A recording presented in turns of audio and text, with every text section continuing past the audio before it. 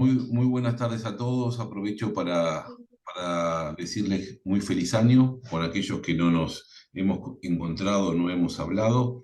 Eh, en este ciclo que hemos denominado llamar analizando el DNU en los diferentes aspectos, hoy nos toca recorrer el aspecto laboral entiendo que no solo vamos a hablar del DNU, sino también vamos a hablar en algún aspecto del proyecto de ley el megaproyecto de ley que se envió al Congreso, que tiene también algunos aspectos relevantes para nuestra actividad. Creo que este tipo de acciones que estamos llevando adelante son muy importantes, lo demuestra la cantidad de gente que participa del mismo. Ya lo vimos el tema de normativa cambiaria la semana pasada, ahora los aspectos laborales. Creo que es muy importante la participación de todos porque de esa manera nos estamos nutriendo de conocimiento por especialistas y estamos tratando de entender y tomar una posición más correcta y representativa del sector. Eh, por lo expuesto, no quiero tomar más tiempo y cederle la palabra al doctor Sanguinetti para que podamos comenzar a explorar este camino. Así que muchas gracias, Ernesto, por acompañarnos en este proceso. Te cedo la palabra. Muy bien, ¿qué tal? Buenas tardes a todos. Bueno, yo voy a intentar hacer un recorrido principalmente por el foco con el decreto, que es lo que por lo menos tenemos vigente desde el 29 del mes pasado. Digo por lo menos porque obviamente todos están al tanto de los recientes fallos o medidas cautelares. Vamos a comentar algo al respecto también.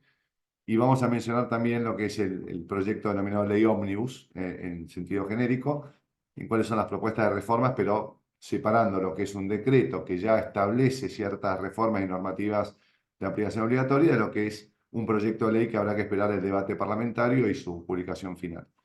Voy a compartir una presentación que nos ayude un poquito de ayuda a memoria. Les pido, Iván, si querés confirmar que se vea bien. Perfecto. ¿Se ve bien? Sí, perfecto. Bueno, como es bastante extenso el tema, lo que voy a proponer es, un segundo que paso, ahí está, un poco la columna de la presentación es ver algunos conceptos generales en torno a la legalidad o legitimidad del decreto, porque fue un debate que estuvo en los medios del día 1 y sigue estándolo. Luego hacer un resumen general de las reformas laborales implementadas y poner un poquito el foco en el punto 3. Yo pensé hacerlo en aquellas que tienen más que ver con la vida empleador-empleado, ¿no? Porque las reformas vamos a ver que tienen como un triple eje, pero creo que las que pueden ser más de mayor impacto son aquellas que hacen al día a día del empleador y del empleado en los vínculos de trabajo. Entonces ponemos el foco ahí sin perjuicio de las preguntas que puede haber luego en cada uno de los temas que toquemos.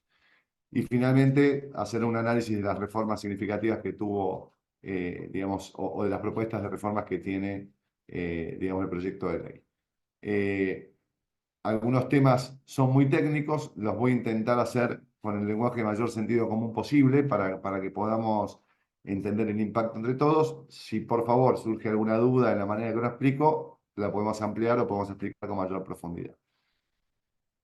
Punto 1, lo que es el cuestionamiento de legalidad o legitimidad. Separo los dos puntos, como pueden ver en la presentación, porque hay dos temas muy diferentes. Uno ¿es un decreto de necesidad de urgencia algo constitucional? ¿Es una herramienta legal que el presidente de la Nación Argentina, o cualquier otro, puede utilizar? Y la respuesta es afirmativa, sí, correcto, puede utilizar. El Poder Ejecutivo Nacional, por rango constitucional, está autorizado a participar en la conformación de las leyes, y entre ellos no nos olvidemos que más allá que el Congreso, por ejemplo, sancione la ley, es el presidente quien la promulga. Es decir, si el presidente de la Nación dijera no quiero esta ley, aun si estuviera sancionada, esa ley no estaría vigente, y del mismo modo puede dictar decretos de necesidad de urgencia. Es una herramienta, habrán leído todos, que se usó, no sé si masivamente, pero se usó con frecuencia en los últimos 20 años de historia democrática. Recién fue regulada en la última reforma constitucional y tiene una ley específica que tiene su tratamiento, que es la 26.122. ¿Cuál es el criterio? Es que en dos situaciones particulares.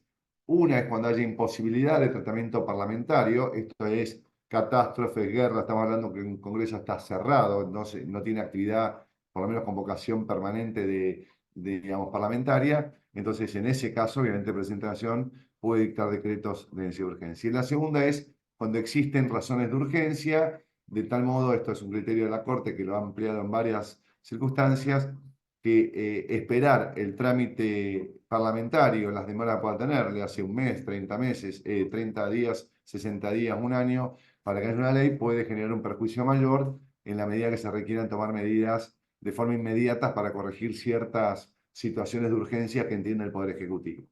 Esta es la razón, creo que todos estamos claros, que se esgrimió en el decreto del DNU 7023, es la urgencia. Justamente no puedo esperar a que el trámite parlamentario me dé medidas razonables, yo requiero tomar medidas ahora, entonces dicto ahora el DNU, que tiene un procedimiento de revisión por parte del Parlamento, por parte del Congreso, todos lo habremos leído, que es esto de la comisión bicameral y eventualmente que las dos cámaras lo rechacen. Es por bochazo, no es por confirmación. Es decir, el decreto está vigente salvo que sufra dos bochazos. Requiere dos bochazos para que el decreto no esté vigente.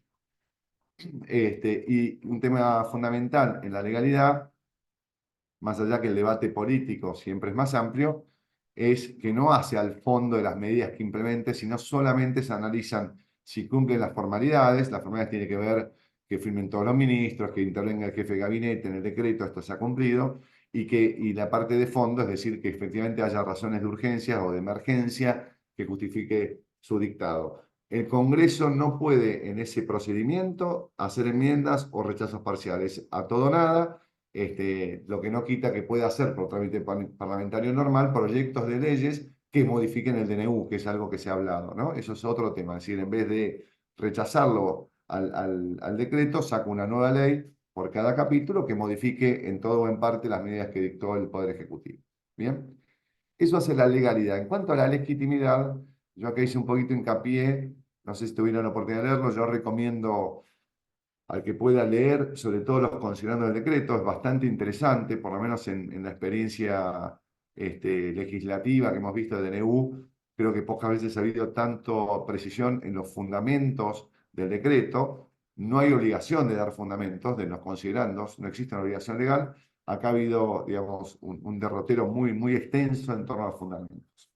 Lo primero a tener claro es declarar la emergencia pública en todos los aspectos posibles: económico, financiero, social, ocupacional, productivo, en todos los aspectos hasta el 31 de diciembre de 2025. Es decir, parte que hay que corregir, por lo menos que uno ha visto en los medios de comunicación todo este tiempo, las medidas que implementa el decreto tienen una vocación transitoria, no permanente. No es una reforma permanente, ni en la laboral ni en ninguna de sus otras temáticas, sino que es transitoria. Son medidas que están dictadas en principio, por lo menos por un plazo de 2 años, hasta el 31 de diciembre de 2025.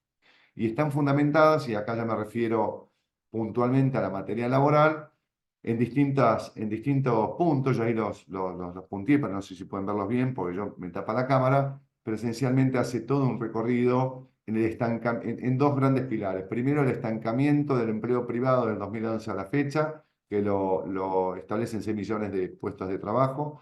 Ese pone mucho foco sobre esa situación, pone la caída abrupta de salario y pone indicadores, la verdad que son indicadores duros, que es el 45% de pobreza, el 10% de indigencia, estableciendo 20 millones de argentinos excluidos, en realidad de un trabajo digno, de una vida digna, no es excluidos de indigencia, pero sí excluidos de un acceso a una vida decente.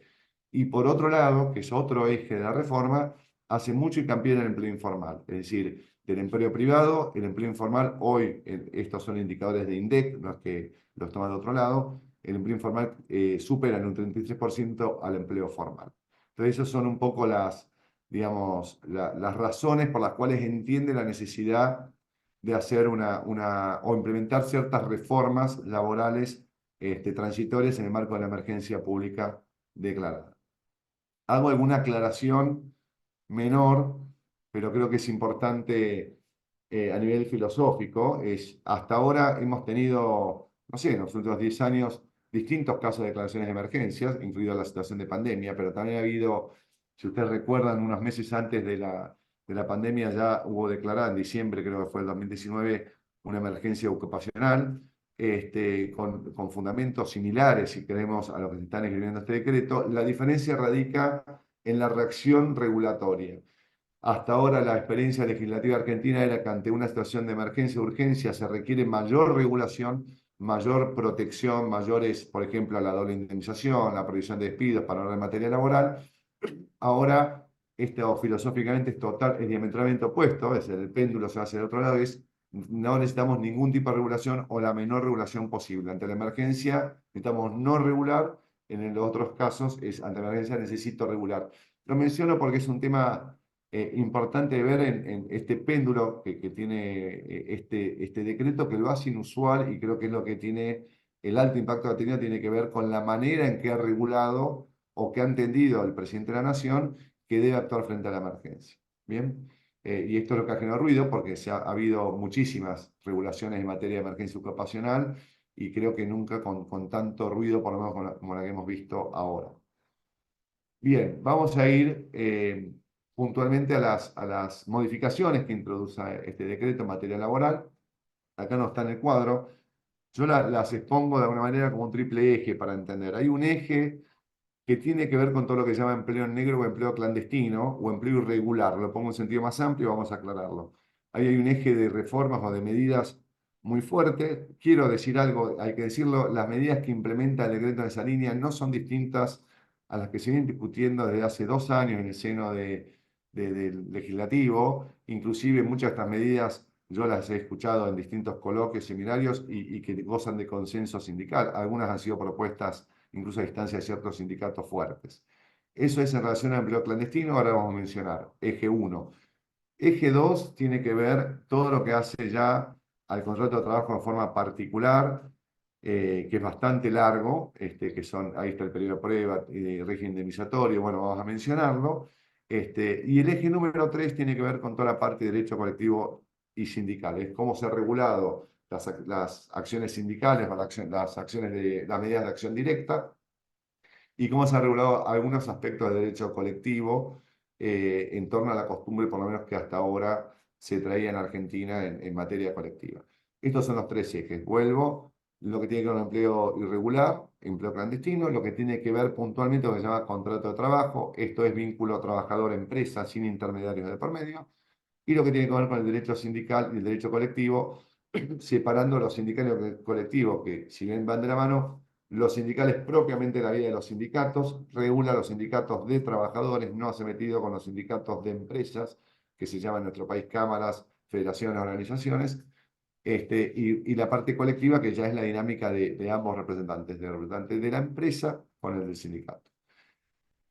En el marco del empleo en negro, en realidad el hincapié o el eje transversal lo hace en relación al registro de contrato de trabajo. Entonces ahí establece, primero, deroga de plano una serie de leyes que en Argentina han tenido vigencia del año 93, 94 en adelante, donde esencialmente lo que era incrementaban los costes indemnizatorios frente a ciertas situaciones de empleo clandestino. La famosa ley es la 24.013, pero hubo otra ley como la 25.323 que estableció lo mismo.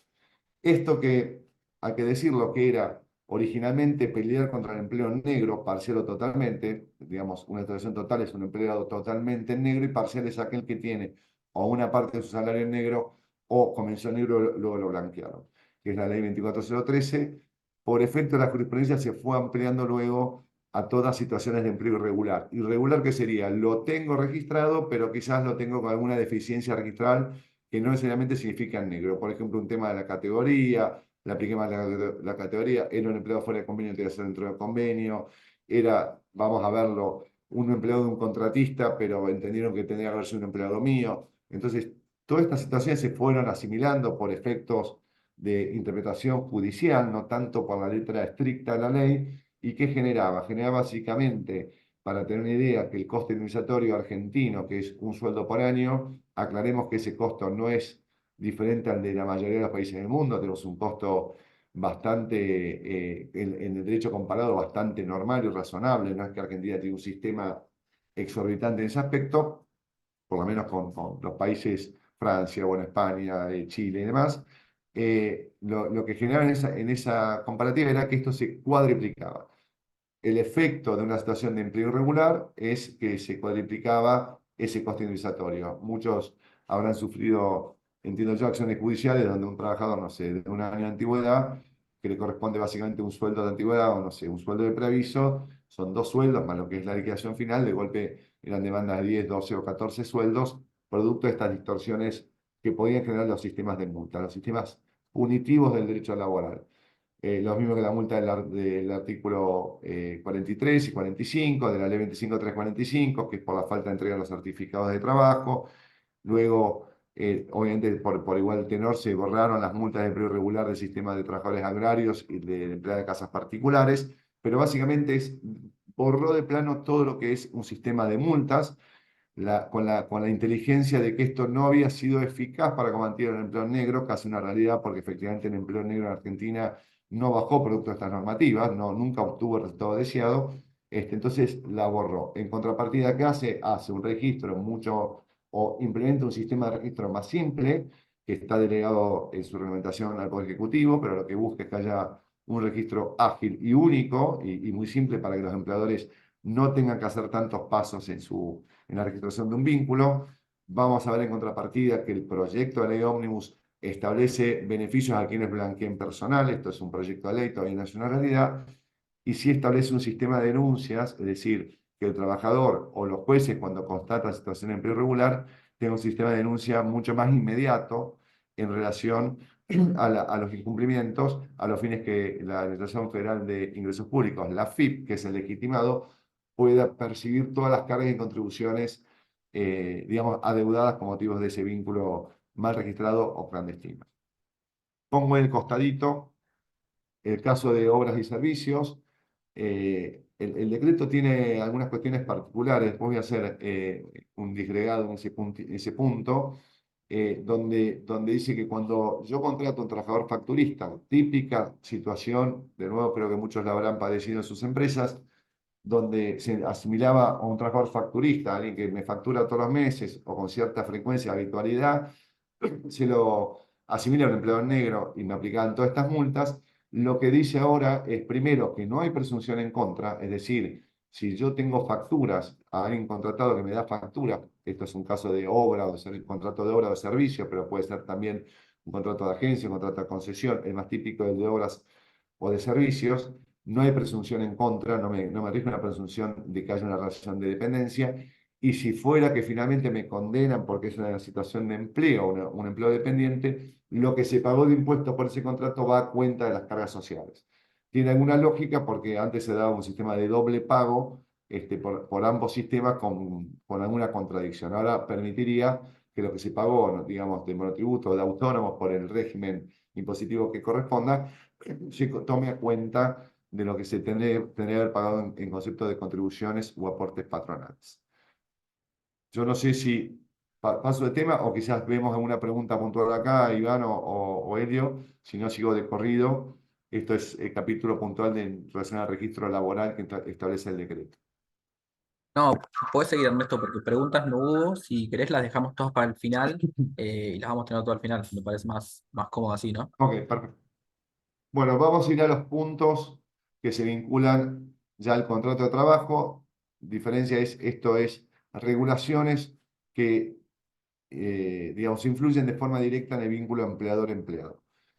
La separo, esto es una lectura mía, simplemente para exponerlo, en modificaciones que son de carácter sustancial, en el sentido que toca institutos de fondo históricamente anclados en nuestro derecho al trabajo, de aquellas que son instrumentales, es decir, que son cambios no de cosmética, son importantes también, que hacen a la operatoria de contrato de trabajo, son meramente instrumentales, y que de alguna manera Argentina ha tenido a lo largo de su historia legislativa distintas situaciones similares. Entonces, lo sustancial, lo voy a leer, es la presunción del artículo 23, ahora lo mencionamos, la presunción del artículo 23 es una presunción que dice que todo trabajo que se realiza de forma personal en favor de una empresa o una organización empresaria se presume dependiente, salvo cuando quien lo presta es un empresario. Esto es una ventana muy grande, o ha sido la principal ventana en entender que los vínculos de prestaciones de servicios o de prestaciones de obra son prioritariamente dependientes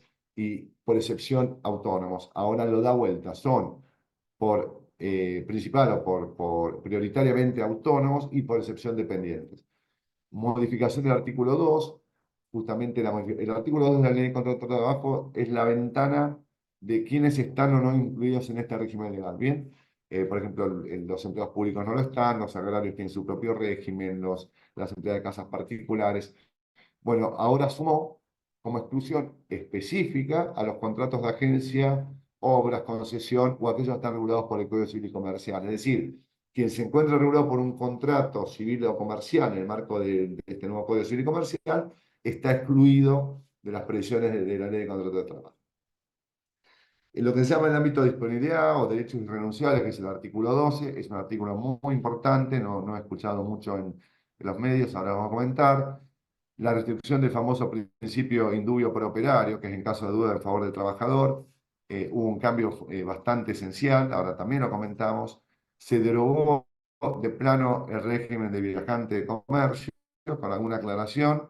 Para quienes fueron contratados con vigencia del régimen de viajante, le seguirán aplicando. Para los nuevos contratos no existirá el régimen de viajante y se regirán por las leyes comunes, es decir, por la ley de contrato de trabajo y por los convenios colectivos de aplicación, que en general es el 308-75. El régimen de viajante, muchos lo tendrán presente, es un régimen bastante antiguo en nuestra legislación, que básicamente lo que regulaba era la figura antigua del viajante, que era aquel exclusivo o no exclusivo, que viajaba por distintos lugares con su propio vehículo o con un vehículo provisto, vendiendo mercadería o de forma exclusiva para un empleador o para más de un empleador, y lo que tenía era un régimen de presunción en contra del empleador bastante grave, que generaba juicios bastante costosos en torno a las diferencias por comisiones y comisiones por cobranza con un sistema de la década del 70. Esto ha sido derogado de plano. Se suma como novedoso un régimen de trabajadores independientes. Esto lo voy a comentar. Digo novedoso porque Argentina no tiene ni media mención a trabajadores independientes. Es la primera vez que existe una mención, si bien había proyectos de reforma en este sentido, copiando la experiencia precisamente que tomó Brasil en su última reforma laboral, pero que tienen países como Nueva Zelanda, Italia, España, trabajador independiente. Bueno, empieza, mete algo, si queremos, de modo por la ventana novedosa, lo vamos a comentar. Suma algo que tampoco escuché en los medios y que me parece trascendente, que es la protección de la maternidad, o sea, de la trabajadora en situación de maternidad, donde suma un instituto nuevo para Argentina, que es la estabilidad absoluta, es decir, no se la puede despedir. Esto es nuevo, Argentina no tiene casi régimen en empleo privado de estabilidad absoluta, ni siquiera los empleados con tutela sindical tienen estabilidad absoluta porque uno puede exonerar esa tutela. Acá establece un régimen de estabilidad absoluta, obviamente, durante el periodo de su maternidad, ¿no? Y los periodos de presunción de maternidad. En las instrumentales, menciono las números rápidos para no demorarnos tanto, se modifica el artículo 80 de la Ley de Contrato de Trabajo. El artículo 80 es la obligación de entregar los certificados de trabajo a la extinción del vínculo de trabajo. Se establece el nuevo periodo de prueba, creo que lo habrán escuchado todos. Bueno, acá la repetí, perdón, la protección de maternidad, que primero la puse instrumental, pero luego la pasé como sustancial, no la borré de acá. Se flexibiliza la jornada laboral, se establecen algunas modificaciones en concepto del despido con causa, se modifica el sistema de retenciones de aportes y contribuciones sindicales, vamos a mencionarlo, y se establece una serie de modificaciones, modificaciones no tan sustanciales, pero hay modificaciones al régimen indemnizatorio en el caso de despido incausado, que tiene que ver, bueno, ahí lo vamos a luego ver en detalle, con la manera de calcular la base de cálculo de la antigüedad, y se incrementan algunas indemnizaciones por discriminación, bueno, lo vamos a ver ahora en detalle. Luego son modificaciones por el sistema de tercerizaciones. Básicamente lo menciono muy en general. Hay una permisión bastante elástica en torno a todo el sistema de tercerización. Después lo mencionamos, hay un cambio bastante radical en lo que son los dos famosos artículos vertebrales, que son el 29 y el 30 de la Ley de Contrato de Trabajo. Este decreto da como un vuelco de campana de ese sistema con una mayor permeabilidad a permitir todos estos sistemas de contratación, subcontratación en sus diferentes modalidades que las veremos.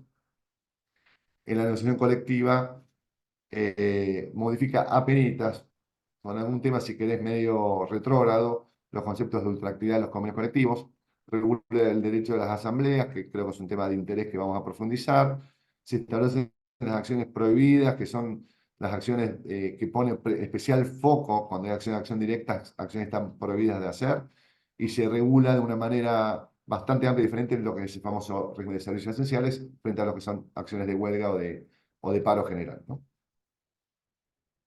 Y hay algún tema no menor, que es en torno al régimen de teletrabajo, que es uno, el famoso derogación de la cláusula de reversibilidad. Lo menciono ahora para no profundizar después. La legislación de teletrabajo salió en pandemia. La verdad que no fue una buena experiencia, hay que decirlo, porque salió por una necesidad extrema de una situación que era muy combatida, sobre todo del frente sindical, que no se quería el teletrabajo como una modalidad de trabajo. La pandemia demostró la necesidad que tenía y esto obligó a una regulación. Argentina sacó una ley que en sentido general siguió las legislaciones, digamos, continentales, de Europa continental, pero tuvo algunas cláusulas de mucho cuestionamiento. Una era la famosa reversibilidad, es decir, que el empleado podía en cualquier momento pedir al empleador volver a la presencialidad de forma total absoluta y el empleador estaba obligado a darle esa posición presencial, y esto generaba mucho ruido y mucho temor, porque muchas veces cuando uno pone teletrabajadores justamente no tiene el espacio físico, es una de las partes de la ventaja que busca. Bueno, ahora lo que hizo fue derogar directamente esa reversibilidad y dejarla solamente por común acuerdo, es decir, no es un derecho exigible por el teletrabajador, sino es un derecho practicable por ambas partes de común acuerdo. Cambió una cláusula fundamental que tenía mucho choque a nivel internacional, que era la jurisdicción de los trabajadores transnacionales, que lo que establecía que se aplica la ley, por un lado, donde el trabajador presta tareas, léase, si mi trabajador transnacional está en Argentina, pero presta tareas para una empresa en Estados Unidos, se aplica la ley de Argentina. Esto es a los fines no solamente laborales, sino también contributivos, que no es un tema menor. Pero esta ley, que todos los países tienen la misma cláusula, en ese aspecto no cambian, pero Argentina le había sumado que también la del domicilio del empleador, la que resultara más accesible, en el sentido inverso. Un trabajador de Chile, Estados Unidos, de México, que presta teletareas para una empresa argentina, debiera, en su caso, estar registrado por la ley argentina y cotizar a la Seguridad Social Argentina. Bueno, eso lo borró y permitió contratar trabajadores transnacionales extranjeros, que lo había restringido la ley de teletrabajo, se permitió con mayor apertura. Y finalmente se derogó, también era una cláusula que tenía mucho ruido, que era la obligación de permitir o tolerar las interrupciones de jornada de los trabajadores que tenían a su cuidado menores de 13 años, incapaces o adultos mayores durante su jornada laboral. Antes de tolerar y ver de qué manera se recuperaba, no había una regulación de la interrupción, no decía cuántas veces, ni cómo, ni tiempo. Directamente lo derogó y dejó que lo que expuso que las partes tienen que acordar la manera de cumplir su débito laboral sin afectar estas situaciones. Esos son los cambios de la área de teletrabajo. Los comento ahora porque no creo que requiera mucho más análisis en adelante. Bueno, vamos a hablar de algunos temas ya sustanciales que mencionamos al comienzo. Yo voy a hacer alguna selección. El principio indubio pro operario, básicamente por el artículo 23 lo mencioné, que es excluir esencialmente las figuras, digamos, de carácter no laboral, léase facturistas, contratos de servicios, de obras, agencias, concesión, de esta presunción, y que la regla ya no sea que se presume que es un empleado dependiente, sino que se presume que es un autónomo. Obviamente no significa que no pueda reclamar, pero no va a tener a favor las presunciones del régimen laboral en ese reclamo. El artículo 12 es un artículo que se reformó, muy importante. No he leído mucho en los medios, es lo que llamamos el ámbito de disponibilidad individual, es decir, cuál es el ámbito que empleador y empleado pueden disponer en sus negociaciones o en sus acuerdos, o lo que también se llama técnicamente el orden público laboral. Todos sabemos que hay un mínimo garantizado que no se puede tocar, que es el orden público laboral, que son los beneficios que por ley o por convención colectiva se establecen. Eso establece un piso. ¿Qué pasaba? Hasta el año 2008, 2009, estoy hablando de memoria, los beneficios que se reconocían en mayor al convenio colectivo, en WOM vamos a suponer, la empresa que, en metalúrgicos, la empresa que reconoce un premio por presentismo, por ejemplo, estaría reconociendo algo por encima de lo que marca el convenio del 260. Entonces, permitía hasta el año 2008-2009 la libre modificación siempre como un acuerdo de partes, siempre en como un acuerdo de partes que podía haber renegociaciones de esas sumas o beneficios por arriba del convenio. Digo un ejemplo muy simple que es el presentismo, pero podrían ser beneficios en dinero, en especies, licencias, jornada, un montón de otros aspectos.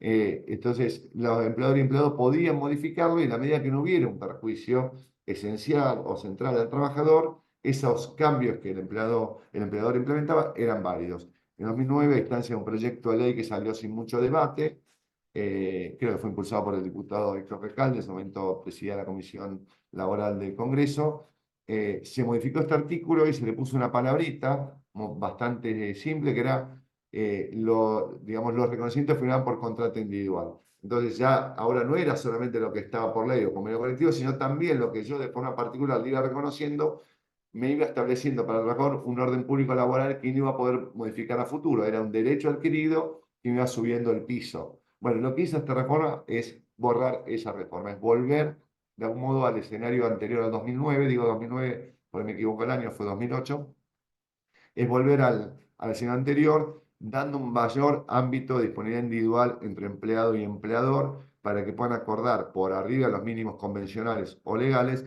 pueden acordar libremente, siempre es mutuo acuerdo, no es imposición, pueden acordar libremente distintos beneficios, tanto salariales o no salariales, en el ámbito de autonomía, de voluntad de las partes. No, tema no menor, que va de la mano a una reforma muy profunda que hizo del Código Civil y Comercial en el mismo sentido, de dar este decreto la mayor permeabilidad a la autonomía de la voluntad individual de las partes. Esto es lo que busca de forma permanente y lo dice expresamente el decreto.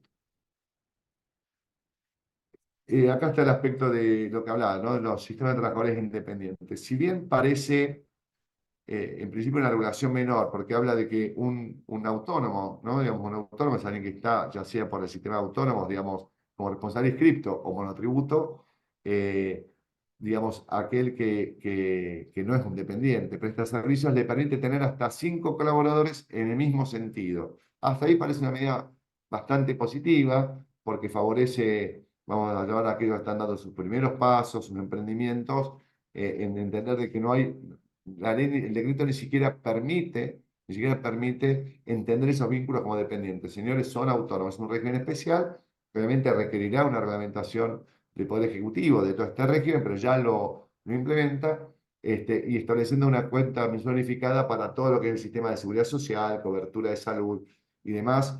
Yo creo que va a ser algo similar a lo que terminó pasando, no sé si recuerdan, cuando fue el cambio de las empleadas de casas particulares, que se estableció una cuota unificada para dar cobertura a todo el sistema. Ahora, ¿qué le suma en este capítulo, en este título? Dice que también el vínculo de esta relación autónoma con las empresas también será autónoma. O sea, ya la califica y estamos de una manera introduciendo en Argentina por primera vez, o está intentando en Argentina por primera vez, lo que son los sistemas de trabajadores independientes o parasubordinados que tienen algunas legislaciones, con alguna regulación. España la tiene con cierta tolerancia hasta X facturas por mes o hasta ciertos montos. Italia, Brasil, con la reforma que implementó Bolsonaro, tiene la misma figura. Bueno, estamos de un modo empezando a dar primeros pasos en un tema que Argentina no tuvo hasta ahora antecedentes al respecto. Entonces sí nos parece que es sustancial, digamos, esta reforma o esta ventana que ahora empezar a discutir también este régimen de relaciones autónomas, que también se ha multiplicado en la realidad de la economía. Muchísimos vínculos hoy cuesta calificarlos como dependientes porque aún el propio prestador no quiere dependencia. Y esto es cuestión de ver a muchos chicos que puedan ser jóvenes que no entienden el concepto de dependencia tradicional y entonces entienden de autonomía. Hago una aclaración no menor. El régimen de trabajador autónomo en el mundo tiene una cobertura legal, no es que está desamparada la cobertura, digamos, no es que yo pueda hacer lo que quiero, le corto el contrato, no le pago nada, o lo dejo en banda, no tiene descanso, no, tiene una cobertura legal mínima, que Argentina también tiene, porque sería bueno que se regule mejor, es cierto, pero cuando uno va al Código Civil y Comercial, tiene también un régimen de extinción, un régimen de indemnización al respecto. Sí, casi todos los regímenes tienen más prestaciones de seguridad social para cubrir a a estos trabajadores autónomos y que no queden, vamos a poner los chicos que hacen hoy rap y estas distintas soluciones, que ha sido también, lo menciono porque hasta la pandemia era algo muy, muy combativo, digamos, estas figuras legales, y de vuelta en la pandemia que han hecho una tarea realmente tremenda, tremenda, se valorizó su función, pero no se ha regulado, no se ha dado una protección. Entonces sería bastante bueno que haya un grado de protección. Entiendo que la reglamentación podría trabajar en ese sentido. Bueno, ahora paso a los aspectos instrumentales. El artículo 80 es la entrega de certificados. Para que todos recuerden, es vencido el contrato de trabajo. El empleador tiene 30 días desde que es intimado. Tiene 30, a tal fin tiene 30 días para otorgarle al trabajador lo que se llama el certificado de aporte de servicios. Eso se cumple con 3 papelitos. Antiguamente eran papeles a manos, luego esto se fue tecnificando producto de toda la parte digital de la historia de mis aportes que tiene la FIP. Hoy creo que del año 94, 95 en adelante figura todo en la FIP. Uno era el certificado de trabajo tradicional. Este muchacho trabajaba acá de tal fecha a tal fecha, hizo tal tarea. Ese era un certificado que da el empleador. El certificado de aporte, que es la declaración mes por mes a lo largo de todo su vínculo de los aportes y las contribuciones. Y después había uno más, que era el de pago de aportes, demostrar que estaban pagos. ¿Esto qué generaba? Era bastante engorroso y generaba una trampa bastante importante. Si yo no cumplo con ese documento dentro de las 48 horas que me intimó, una vez que pasaron estos famosos 30 días, corresponden 3 meses de multa en favor del trabajador. 3 meses de multa para un vínculo de hasta 3 años de antigüedad es igual de caro que un despido sin causa. O 1 año o 2 años es más caro incluso.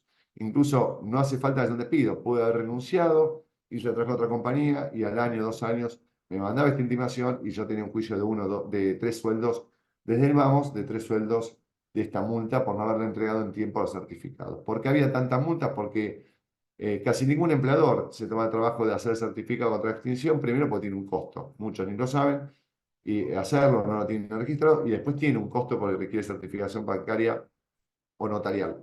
Entonces era como una trampa. Pasan esos 30 días, me intiman y en 48 horas no llego a hacerlo. Esto generó, cuando apenas salió medio una masividad de pleitos, sobre todo con las empresas grandes, y después se fue corrigiendo, es decir, la FIP fue unificando el documento y demás. La realidad hoy es que el certificado perdió un poco de sentido, porque hoy el trabajador puede consultar de forma inmediata en cualquier momento cómo están sus aportes, si están al día, no están al día. La FIP podría expresar mejor lo que son los planes de pago, porque a veces no figuran bien expresados en la historia de mis aportes, pero en definitiva el trabajador conoce online su situación sin necesidad de pedir un certificado al empleador. Entonces, había quedado esta norma, si bien estaba vigente, y en los juicios, cuando uno agarra la liquidación de la demanda, siempre está puesto los 3 meses de multa, es uno de los montos que incrementaban las indemnizaciones. Lo que hizo fue derogar, no es que derogó, ¿no? Digamos, lo que hizo fue modificar y decir, señor, hoy lo que figura en la FIP, mis aportes, sustituye esto, no hace falta más que usted le exija el certificado, salvo que por alguna razón la historia de mis aportes no condiga con la realidad, ahí sí puede exigirlo. Esto es esencialmente la modificación. Mencioné un poco la historia para entender de qué hablábamos y entender a qué iba esta modificación. Periodo de prueba, bueno, todo lo habremos visto en los medios, cambia de 3 a 8 meses. Mínima aclaración, este cambio no es nada sustancial para Argentina. Argentina transitó en los últimos 15 años de memoria o 20 años distintos periodos de pruebas de 6 meses y hasta 12 meses. Y en algunos casos opcionales y demás. Si el plazo de 3 meses era un plazo adecuado para ver la persona del trabajador, si el trabajador estaba en su perfil, era lo que queríamos para el puesto, bueno, eso creo que cada empleador lo podrá contestar. Tampoco puedo decir si 8 meses es adecuado o no, digamos, me parece que es un tema de política laboral, no es un tema tan sustancial o de fondo, sino más de política laboral. Y tampoco esto significa que haya abusos, porque la propia ley de forma expresa establece la limitación al ejercicio abusivo, es decir, no puedo contratar todo el tiempo empleadores de trabajadores a prueba, contrato de despido, contrato de despido, contrato de despido, hoy sale automático, antes no salía automático, las altas laborales te va saliendo automático, es algo muy fácil de detectar este ejercicio abusivo del periodo de prueba, más allá que es complicado que alguien haga un ejercicio abusivo, porque la verdad es muy caro contratar. Es decir, no sé la experiencia, pero en general la experiencia de muchos clientes con los que trabajo es que cuesta conseguir personas, cuesta, digamos, que acepte una propuesta de trabajo, cuesta el proceso de inducción, cuesta que conozca a la compañía como para echarlo simplemente porque me quiero ahorrar la indemnización. La verdad que suena un poco como que haga ruido el ejercicio abusivo, pero bueno, es cierto que siempre hay un vivo y no está mal que la ley prevea justamente el castigo a este ejercicio abusivo, ¿no? Continúa la obligación de preaviso, que es de 15 días, al igual que hoy, no cambia, y suma algo que no es menor y que esto ha generado alguna discusión, en la ley actual no lo dice, que es que el trabajador que está bajo periodo de prueba mantiene la cobertura por enfermedad inculpable, es decir, aquel trabajador inculpable que no es por culpa del trabajo, ¿no? Digamos, va a estar cubierto por los plazos del artículo 208, recordemos, son de 3 digamos, de 3 a 6 meses, dependiendo de la antigüedad, y que se suplica si tiene carga de familia, lo va a mantener siempre hasta el límite del periodo de prueba, ¿no? Por lo menos de una cobertura. Hoy la mayoría de los fallos establecieron que uno puede despedir al trabajador de periodo de prueba cuando no la puede ejercer la prueba porque por producto de una enfermedad, no, justamente no puede ser trabajador, puede pasar la prueba. Eso es básicamente lo que establece el periodo de prueba. Retenciones sindicales es un tema que también salió como en los medios con mucho ruido. Esto habla de sindicales, de los sindicatos de trabajadores, ¿no? Digamos, son aquellas retenciones que le hacen al trabajador con motivo de los convenios colectivos o de sus pertenencias a los sindicatos. No está en discusión la afiliación sindical, porque en la afiliación hay un consentimiento expreso en todos los casos. Acá lo que se está poniendo un poquito en jaque por el decreto es lo que es famosa, lo que llaman contribuciones solidarias, como también podrían ser otro tipo de contribuciones para, no sé, formación, capacitación, que tengan unos convenios. Eso se está poniendo un poco en jaque, diciendo que el empleador está obligado a retenerlo solamente si hubiera un consentimiento expreso. No aclara que es expreso, podríamos hacer algún discernimiento más de materia civil y comercial, pero hace muy poquito, por eso lo puse acá, el 27 de diciembre, salió un dictamen del Ministerio de Trabajo, dictamen no es una resolución, a instancia de la Federación de Comercio del Sindicato de Caballeros, salió un dictamen diciendo básicamente que para los contratos, los vínculos de trabajo anteriores a la vigencia de la ley, es decir, anteriores al 29 del decreto del 29 de diciembre, no se aplica esto, y para los posteriores se va a entender como conformidad expresa el hecho de que el trabajador goce los beneficios del convenio. Gozar los beneficios del convenio es básicamente que esté encuadrado, le paguen los sueldos del convenio, y no mucho más. Con lo cual se hizo mediante dictamen, no tiene resolución, lo comparto porque es algo por ahí medio novedoso. ¿Qué se entiende por consentimiento expreso a los fines de la retención? Por ahora tenemos que seguir reteniendo los aportes como se venía haciendo, no hay que hacer un cambio para no entrar en un conflicto, pero esta es la interpretación que se está teniendo actualmente de esta reforma que se introdujo. Recibos de sueldo o pago de la remuneración. Interesante. A ver, yo leí alguna interpretación en los medios de que va a permitir que se paguen criptomonedas o algo. No, esto no lo permite. Digamos, la forma de pago del salario sigue siendo en moneda, sigue siendo por efectivo o bancario. Lo que sí admite es que en vez de pagar por un banco, se pueda pagar, depende de lo que diga la reglamentación, por otros métodos que se consideren aptos, seguros, interoperables y competitivos. Yo creo que está abriendo más que nada lo que es la ventana a las billeteras electrónicas, de uso bastante masivo y común hoy en día, pero no tanto a pagar en una moneda distinta que una moneda de cambio, digamos, sino en una moneda en especie, como puede ser una criptomoneda. Se admite la forma electrónica del recibo, no es lo mismo que firma electrónica, claro, pero en definitiva, al decir forma electrónica, también saca una discusión. Aquellos que son del interior, hay algunas jurisdicciones bastante particulares que piden que los recibos electrónicos solamente tengan firma digital, que es algo bastante costoso y engorroso. Argentina tiene una regulación doble, distinta del mundo, que tiene firma digital y electrónica. La firma digital es casi con la firma certificada notarial, tiene esta validez. Creo que Santa Fe lo pide, la firma digital para recibo de sueldo, la firma del empleador me refiero, y demás. Bueno, ahora admite la electrónica, que es una firma de un grado menor, que básicamente tiene un algoritmo de seguridad que permite probar que alguien, usando su usuario y su password, puso, digamos, la recepción de un recibo en determinado momento. Da bastante mayor transparencia en la exposición del recibo, esto es bienvenido. La verdad que la regulación era un poquito antigua, ahora pone bastante más transparencia en la manera de poner los salarios brutos, los netos, si hay comisiones tengo que poner el porcentual, si hay salarios por día o por unidades tengo que poner las unidades de los días. Creo que no hubiera estado más exponer cuál es el convenio colectivo aplicable. Muchas veces esto genera cuestionamientos o dudas, pero bueno, tiene una vocación de dar mayor transparencia en la manera de exposición del recibo de sueldo. Es un tema más formal, no es para nada sustancial. Y aclara algo que de algún modo estaba aclarado por la jurisprudencia, pero en algunas jurisdicciones no estaba de todo aclarado cuánto era el periodo que yo tengo que guardar estos recibos. Dice que son por el periodo de prescripción, que son 2 años para recordar, son 2 años el periodo de prescripción laboral, por el cual uno tendría que ir guardando el recibo. Generalmente recomendamos 2+1 porque hay factores de interrupción, serían 3 años. Eso básicamente, digamos, los cambios en torno a la remuneración. Perdón que no me quiero ir. Ok. Bueno, el tema de la protección de la maternidad lo comentamos, es la estabilidad absoluta. Mantiene la prohibición de trabajar, ¿no? Luego no hay cambios, ¿no? Con la de 45 días antes y después del parto, con la opción de que sean 10 como mínimo el resto posterior del parto. La famosa licencia, o sea, aquella trabajadora que por motivos de su maternidad tiene un problema de salud posterior al parto, que puede encuadrarse por el artículo 208, bueno, mantiene ese tipo de regulaciones. El cambio radical es la estabilidad absoluta. Jornada laboral. Si me esperan un segundito, voy a cerrar la puerta porque me entra sonido. Un segundo, por favor.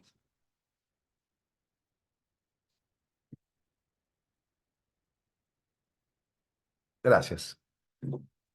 La jornada laboral no hace ningún cambio. Lo único que hace es delegar en la negociación colectiva, esto es, entre los sindicatos de cada actividad y las cámaras de cada actividad, la posibilidad de pactar, yo puse jornada flexible para entenderlo, pero distintas modalidades de jornada laboral, que puede ser en torno a la jornada y las horas extras, ¿no? A las dos situaciones, pero los límites de jornada siguen siendo los mismos, ¿no? 8:48. No se modificaron los límites de jornada, sí la posibilidad de negociar distintas modalidades, y habla expresamente de lo que es el famoso sistema de banco de horas, un sistema que en el mundo se aplica a muchas actividades y con éxito, que Argentina lo tiene y lo ha tenido, digamos, en el sector de terminales automotrices, y permitir que haya una mayor, digamos, elaboración por sectores, si se quiere, en torno a cuáles son las posibilidades de jornada laboral a aplicar en los contratos de trabajo. Pero no hay una modificación directa, sino hay una mayor permisión a la negociación colectiva. En torno al despido, se mantiene el sistema digamos, de despido nuestro. Argentina es un despido donde el empleador invoca justa causa y está siempre sujeto a la valoración judicial de esa justa causa, y esto es parte de los pleitos. No hay otra manera, la realidad. Entonces, existen algunas maneras que las vamos a comentar, pero en definitiva siempre es la autoridad judicial la que va a valorar si existe una justa causa de gravedad que admita la extinción del vínculo sin costo indemnizatorio. Lo único que hace es establecer que distintas conductas que entiende como gravedad y como injuria laboral.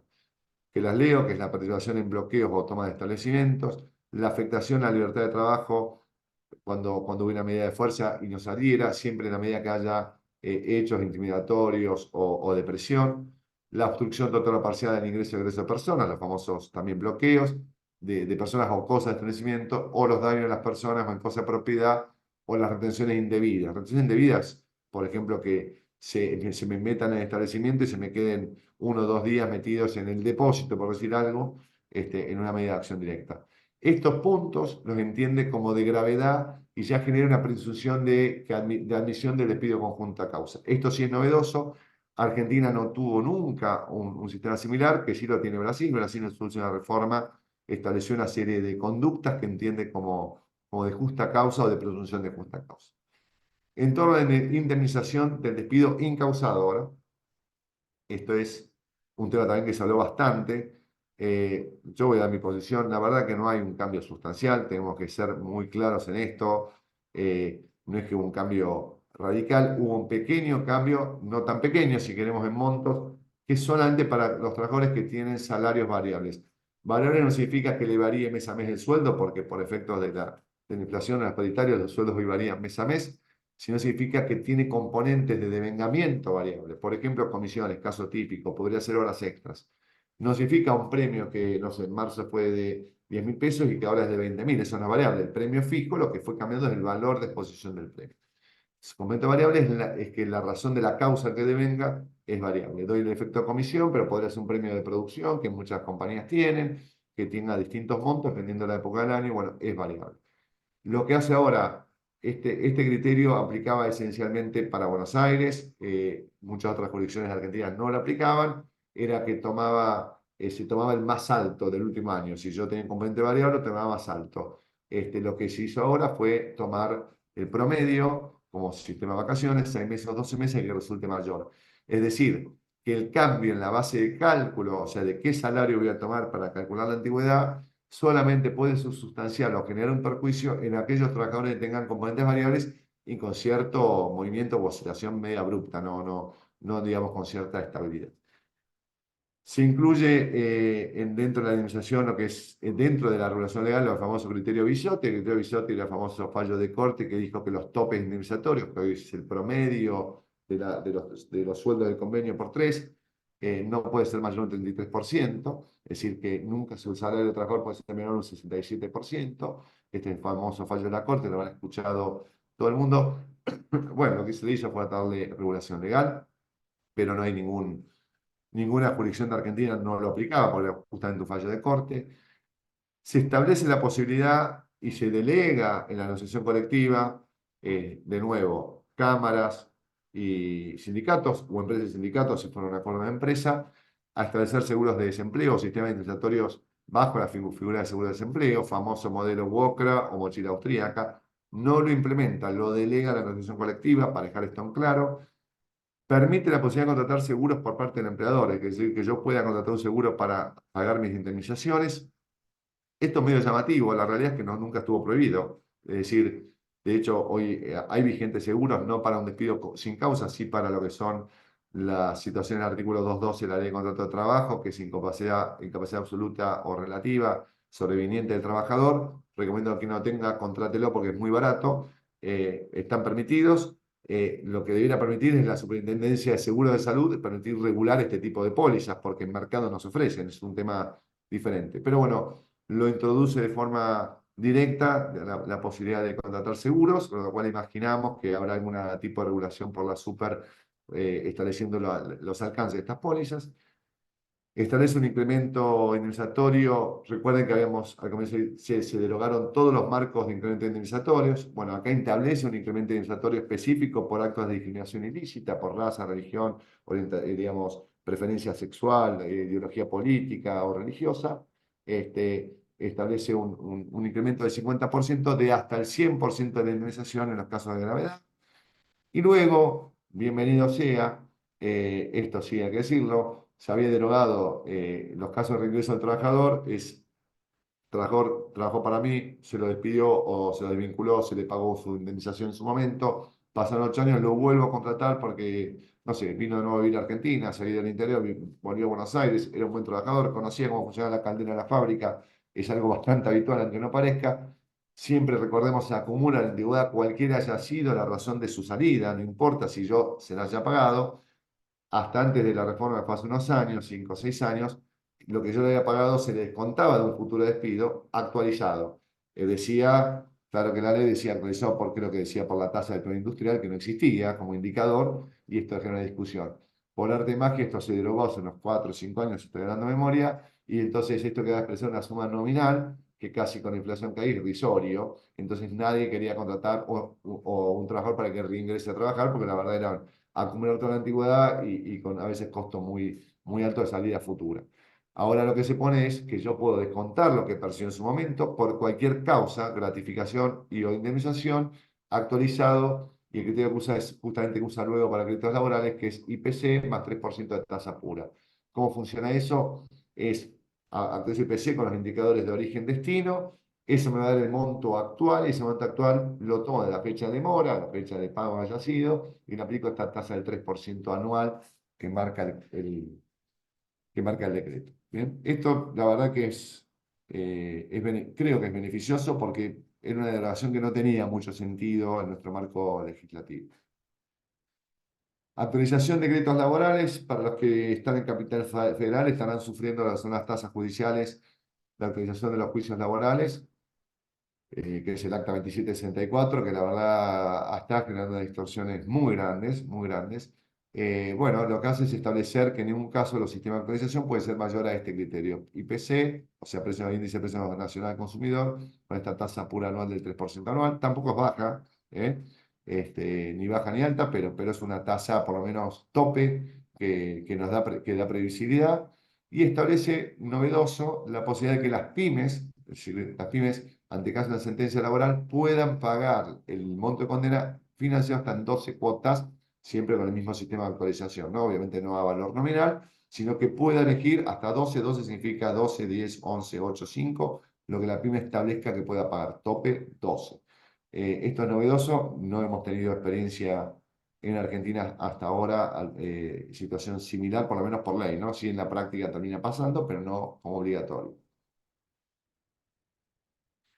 Hablo un poco del sistema de tercerizaciones.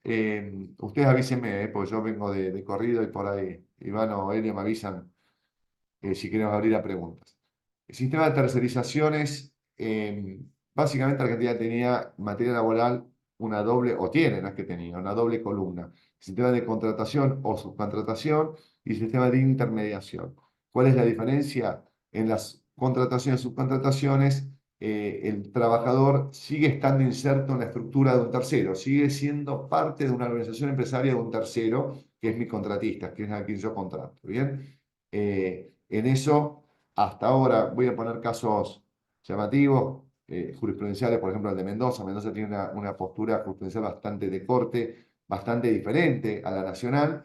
En principio, cuando hay artículo 30, no hay dudas que se aplica el convenio colectivo del contratista, que el trabajador tiene que estar, digamos, registrado por el contratista y que ese registro está correcto. Lo que pasa que, obviamente, quien contrata es solidario en caso de incumplimiento de mi contratista, y vino esta discusión famosa, han escuchado, cuando uno lo que está contratando son acciones normales o específicas, esto es lo que dice la ley, y esto genera una profusa jurisprudencia sobre el concepto de actividad normal específica, bastante amplia, de tal manera que la recomendación siempre a quienes asesoramos empresas es, mira, siempre que trabajas con contratista, asumí que vas a ser solidario, hacer un adecuado control, hacer una adecuada selección de tus contratistas, y de control de cumplimiento de seguridad social para no tener sorpresas el día de mañana. Pero básicamente no había mucho ruido en el sistema contratista, más allá de estos cambios, ni tampoco hay muchos cambios. Distinta es la intermediación, artículo 29. ¿Qué es intermediación? El típico caso de las empresas de servicios eventuales, que es la única intermediación permitida por ley. La intermediación hasta el momento, hasta el 29 de diciembre, estaba prohibida por ley laboral, como excepción permitida solamente cuando hay una situación de empleo eventual por alguna empresa autorizada como agencia de servicios eventuales, que está muy reducido a las situaciones de empleo eventual, que es cuando hay circunstancias extraordinarias, estacionales, que me admita ese tipo de contratación, por más que en la práctica casi todos utilizamos o casi todas las empresas utilizan este sistema de agencias de colocación, dicho en sentido general, para tomar sobre turnos de producción y demás. La realidad que es una situación de artículo 29. ¿Qué pasaba en Argentina? Como esto era ilegal, cuando se acreditaba en juicio que era ilegal, se entendía que el trabajador tenía que ser registrado por el contratante, digamos, por mi empresa y no por la agencia de colocación. Y automáticamente este famoso plenario Vázquez con Telefónica, por eso lo menciono, plenario de Capital Federal, y automáticamente se lo asimilaba exactamente igual con una situación de empleo en negro, pese a que el trabajador había estado en blanco en su agencia de empleo eventual. ¿Está bien? Entonces, Randstad, por ejemplo, doy algunas de las conocidas.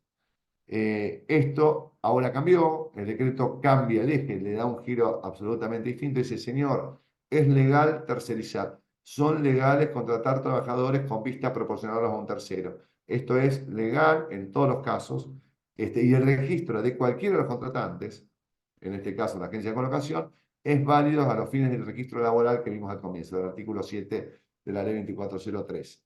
Entonces, dio vuelta a esto y dijo, mira, ahora no se discute más. O sea, tiró para atrás la doctrina Plenario Vázquez con Telefónica, de tal manera que no se lo podría asimilar a una situación de empleo clandestino. Luego sumó en ese mecanismo una serie de facultades y derechos, tanto del trabajador como del empleador. Por un lado, del trabajador de solicitarle a su contratante la retención directa de sus salarios e indemnizaciones, yo tengo riesgo de que mi empleador cobre y después no me pague. Bueno, yo le puedo pedir al contratante de forma directa me pague. Esto en la práctica ya existía, no es que no existía, pero ahora lo reguló de forma expresa, decreto.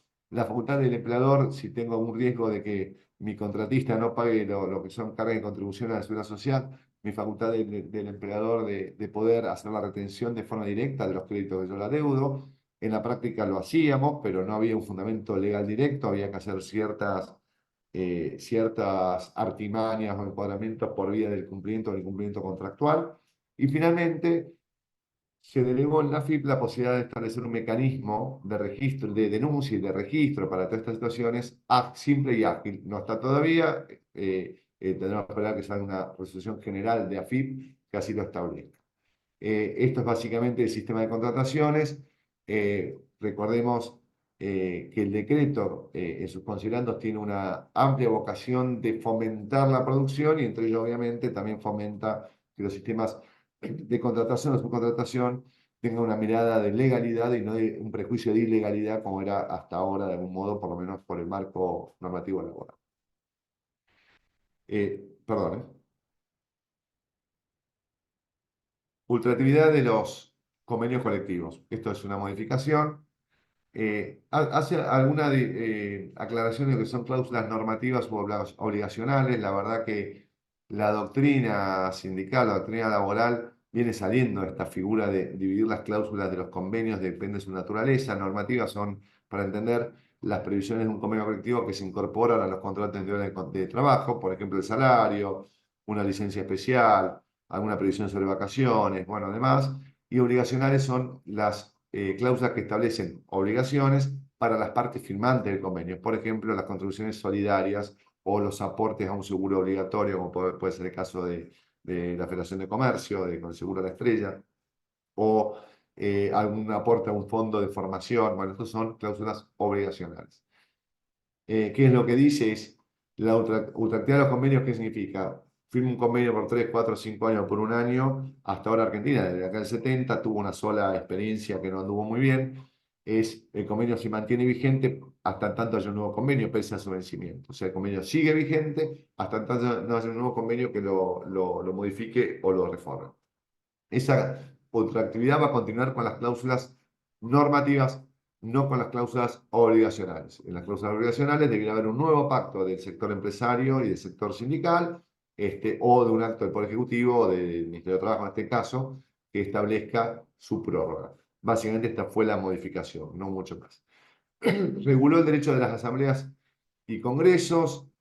Acá hay un tema que por lo menos lo tenemos que saber porque ahora con el tema del pleito de la CGT, la medida cautelar y demás, si bien no estaba regulada por ley, había ya una profusa jurisprudencia en torno al ejercicio razonable de los derechos de la asamblea, de los congresos, de los derechos sindicales, en el sentido que no pueden entorpecer innecesariamente la producción o afectar al empleador.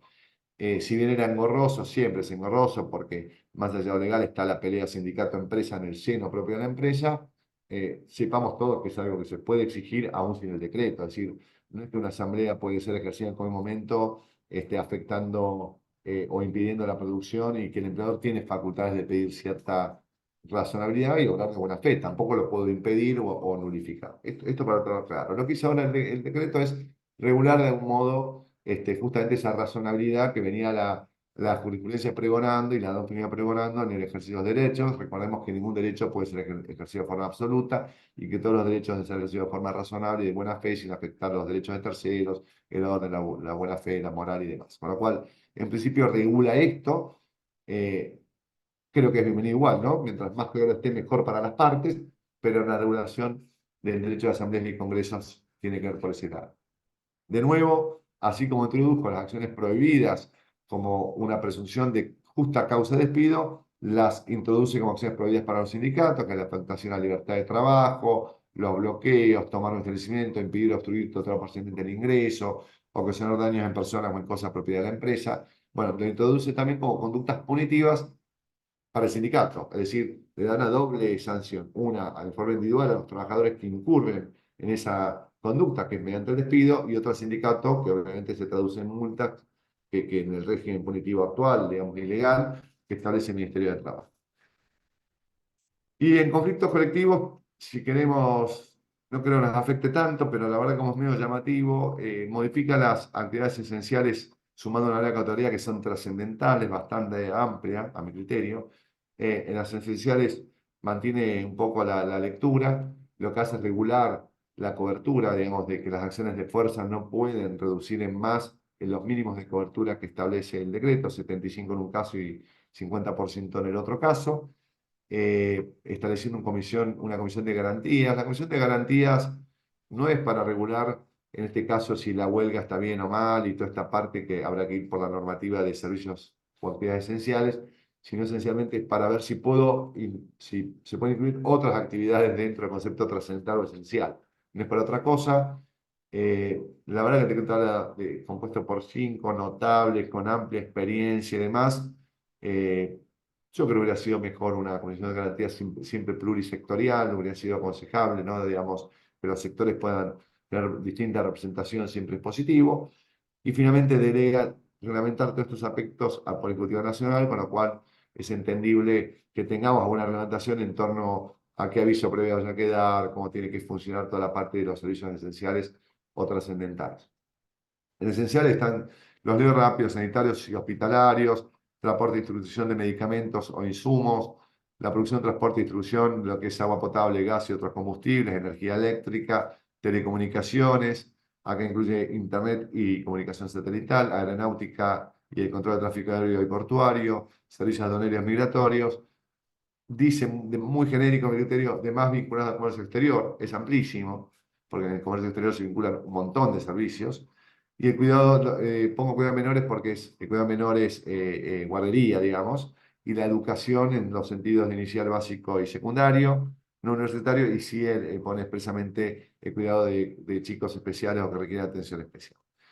En los trascendentales lo leo, la verdad es muy amplio. Producción de medicamentos, insumos, transporte marítimo, fluvial, terrestre, subterráneo, o sea, de tanto personas como mercaderías, servicios de radio y televisión, actividades industriales continuas, acá incluye de forma especial la siderurgia, la producción de aluminio, actividades cementeras continuas, o sea, muy amplias, actividades continuas, no sé, el vidrio creo que está dentro de una actividad continua, la actividad cementera, industria alimenticia, en toda su cadena de valor, es decir, desde la materia prima hasta el producto ya terminado para el consumo, en su cadena de valor debería ser también quien hace packaging, bueno, es bastante amplio también.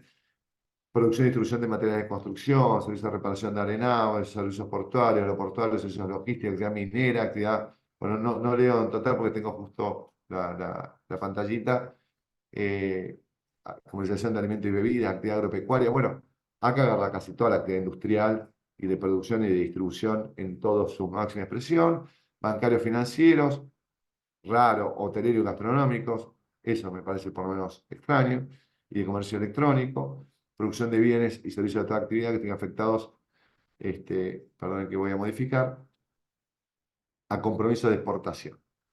Con lo cual, la verdad que en una lectura amplia, por lo menos, y esto después habrá que ver la reglamentación, y con un poquito nomás de interpretación, sin necesidad de ser tan extensivo, en servicios trascendentales casi que está el 90% de la actividad económica, o podría estar comprendida el 90% de la actividad económica argentina. Esto puede ser sí entendido por un cercenamiento bastante grave a las posibilidades que hoy la ley otorga como derecho, ¿no? El derecho de huelga o al de manifestarse por medidas de acción directa, y que es un derecho que tiene el rango constitucional, ¿no? Bueno, creo que hice todo el recorrido. Hago alguna mención, si les parece, no está acá en la diapositiva, bueno, al comienzo, a lo que es la reforma de ley, la denominada ley ómnibus. Esencialmente tiene dos previsiones, una que tiene con el empleo privado y una que es la más extensa con el empleo público, no con el privado. En el empleo privado, la previsión es una acción de fomento, o está impulsando una acción de fomentar la registración y regularización de vínculos totalmente negros, parcialmente negro, o que haya estado en negro a un momento de su historia, mediante un sistema de exoneración que requiere reglamentación posterior, pero que como mínimo es una exhibición del 70% de los costos de contribuciones a la seguridad social, no es menor, podría ser más, 70% de piso, sacando todas aquellas multas, sanciones que hayan correspondido, ya sea por la FIP, por el Ministerio de Trabajo, no las que hayan tenido una sentencia judicial, estamos hablando de las que hayan tenido, sí, judicial tributaria, pero no una justicia laboral, que son en favor del trabajador. Estas son las que son en favor del Estado, las exime por completo al 100%, aún si estuvieran firmes, en la medida que no hayan estado pagas. Y permite en esos casos computar con un tope de 5 años, 60 meses, si llegó bien, hice el cálculo, 5 años de años de antigüedad a los fines jubilatorios del trabajador que uno lo regularice.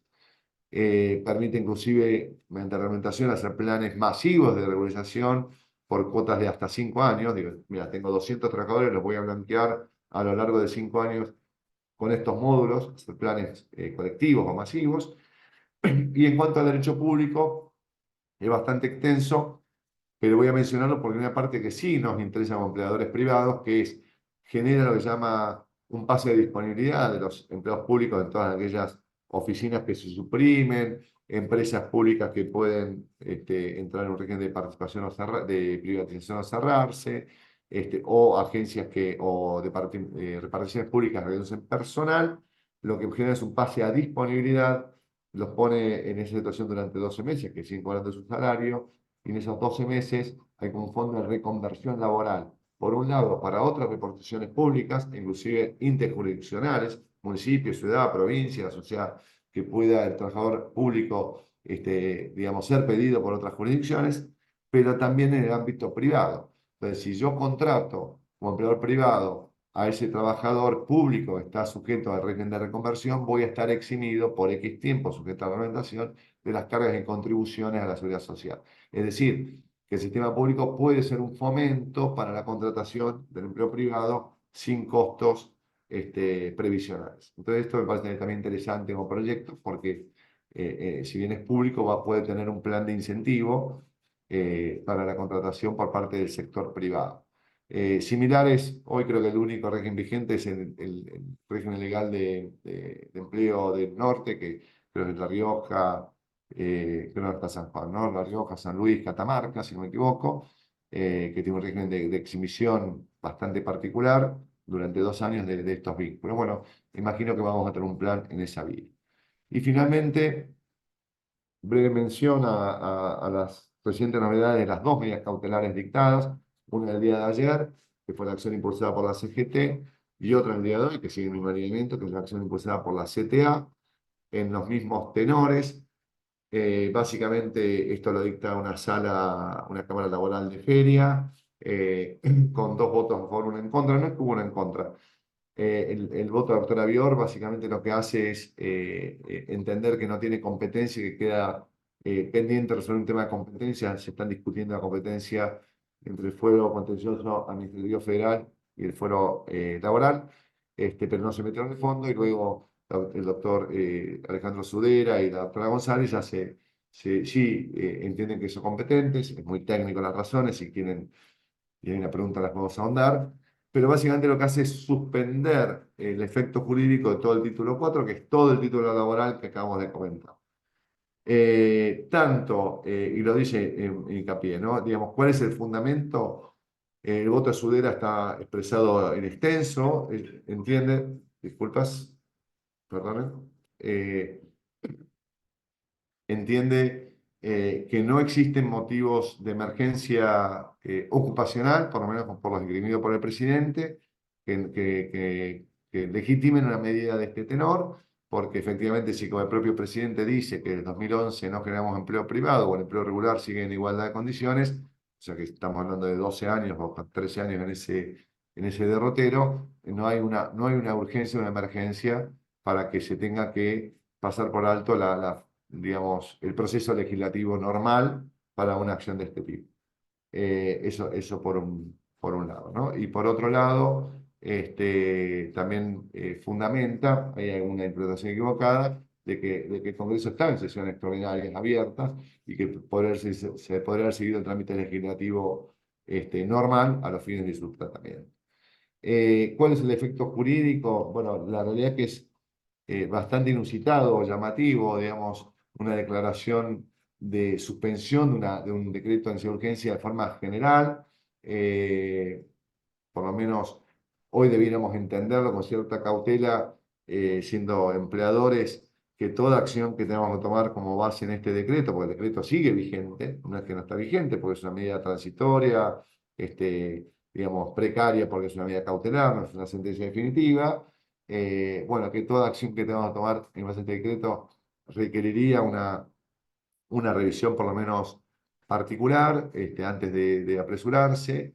No hay dudas que va a tener efectos inmediatos, o los tiene a mi criterio, en toda la parte sindical y de negociación colectiva que recientemente estuvimos comentando, pero en la parte de los contratos individuales, la realidad es que por lo menos hay un poco de ruido en los efectos jurídicos que esto puede generar finalmente, o la legitimidad que tiene una sentencia en sentido tan amplio, tanto le hace para la CGT como para la CTA, con lo cual resta esperar algún tipo de resoluciones que vamos a ir teniendo en un derrotero judicial que sí que claramente del día 1 de este decreto era bastante previsible que iba a suceder, y que sabemos que todo el 2024 irá teniendo estas idas y vueltas judiciales, digamos, frente al decreto que acabamos de comentar. Buenísimo, Bueno, Ernesto, muy dejo de claro todo. compartir. Ahí, Espero sí. que haya Perdón. hablado con cierta claridad. Espero, pero bueno. Sí, ahí tenemos algunas preguntas, te las voy a ir leyendo. Quizás algunas se repiten con lo que ya fuiste mencionando en las diapositivas, pero creo que por ahí viene bien refrescarlo. Acá preguntan, en relación a las modificaciones instrumentales del contrato de trabajo, ¿las mismas rigen para contrataciones post vigencia del DNU? A ver, en principio, sin lugar a dudas, para todas las que son contrataciones nuevas, ¿no? Por ejemplo, el periodo de prueba. En otras rigen incluso para contrataciones anteriores, ¿no? El sistema de la propiedad de las leyes en lo que es el concepto de derechos adquiridos y del consumo del derecho es medio relativo, es para aquellas consecuencias jurídicas no cumplidas. Entonces, en principio, si uno despediría hoy, podría invocar hoy el método de cálculo del decreto 7023. Obviamente que esto podría ser cuestionado por todo este modelo de contrataciones antes o después. Pero en principio la lectura es que no hay duda, obviamente que para las nuevas no hay ningún margen de dudas, en aquellas consecuencias jurídicas, por ejemplo, la maternidad, bueno, la maternidad es de acá para adelante, aún no importa cuándo haya comenzado el contrato de trabajo, ¿no? Habrá que ver en cada obligación el comienzo de vigencia. ¿Cuál sería la postura de adoptar por la empresa en el caso de retenciones por cuotas sindicales respecto al consentimiento del trabajador? ¿No actuar como agente de retención en caso que el trabajador manifieste su negativa? Hoy yo no tomaría ninguna postura, porque esto está claro, creo que la medida cautelar, eh, discutir en el ámbito individual no es discutir en el ámbito convencional o sindical, porque efectivamente la CGT fue quien inició esa acción, o la CTA, y entonces todo el capítulo de derechos sindicales, creo que el decreto tenemos por ahora, hasta tanto esta cautelar se revierta, o cambie, se limite, entenderla como inaplicable, con lo cual no tomaría una postura. Si el decreto estuviera vigente, yo tomaría solamente dejar esto es una sugerencia de que voy a dar, ¿no? Dejar de retener si tengo un pedido expreso del trabajador que así me lo pide, si no, no lo haría, ¿no? No es, iría por la negativa, ¿no? Diciendo, como no me dijo que sí, le retengo. Ahora, si me dice que no, bueno, ahí tengo un problema, ¿no? Que es con mi empleado y demás. Pero bueno, seguramente si el decreto se sostiene, se ratifica, va a haber una resolución del Ministerio de Trabajo, yo haría el dictamen. Si hay un dictamen, porque va a haber una resolución, ¿no? Entonces, esperaremos ese criterio. Bien. ¿A partir de cuándo se debe detallar en los recibos de sueldo los importes de contribuciones pagadas por el empleador? ¿Entra en vigencia a partir del mes de diciembre, fecha en que está vigente el DNU? El importe de contribuciones pagado al empleado se expone hoy, ¿no? No hubo un cambio. Digamos, todo lo que son las retenciones que se hace al trabajador debieran figurar en el recibo de sueldo, no es que hay un cambio al respecto.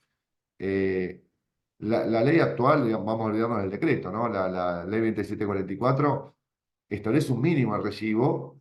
Las buenas prácticas indican que mientras más transparente es el recibo, mejor, ¿no? Porque, con lo cual, yo tomaría, como consejo de buenas prácticas, tomaría lo que marca el decreto, porque lo que abunda no daña en este caso. Me parece que mientras más transparencia podamos dar al recibo de sueldo, creo que es una buena práctica y aparte hay un tiempo bueno para que quienes liquidan salarios, contadores o empresas de liquidación, después no maten al abogado porque siempre tienen que adaptar sus sistemas a estas nuevas prácticas.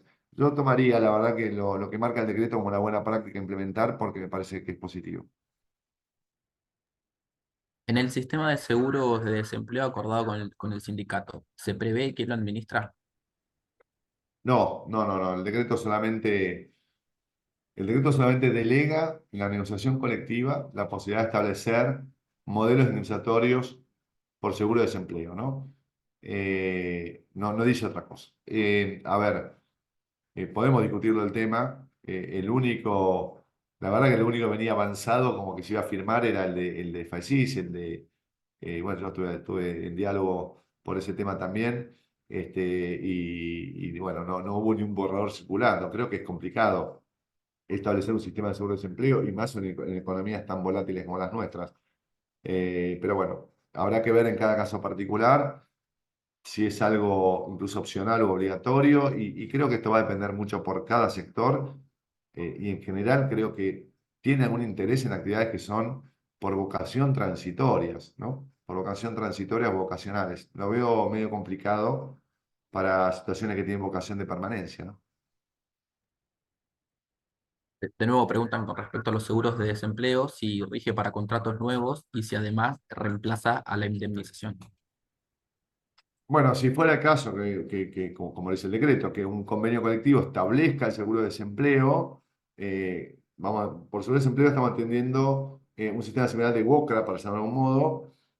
Entiendo que habría que ver qué qué diría el convenio, pero va a ser para contrataciones nuevas, difícil que sea retroactivo para digamos, antigüedades ya acumuladas, porque no hayan tenido un aporte, sería muy, muy oneroso el aporte que hacer. Si debiera pagar 10, 15 años de antigüedad de golpe, no creo que sea la idea. Seguramente termine siendo solamente para nuevos vínculos de trabajo, y reemplazaría el sistema actual de indemnización, por lo menos de la antigüedad, ¿no? Del 245. Después habrá que ver cómo reemplaza el resto, ¿no?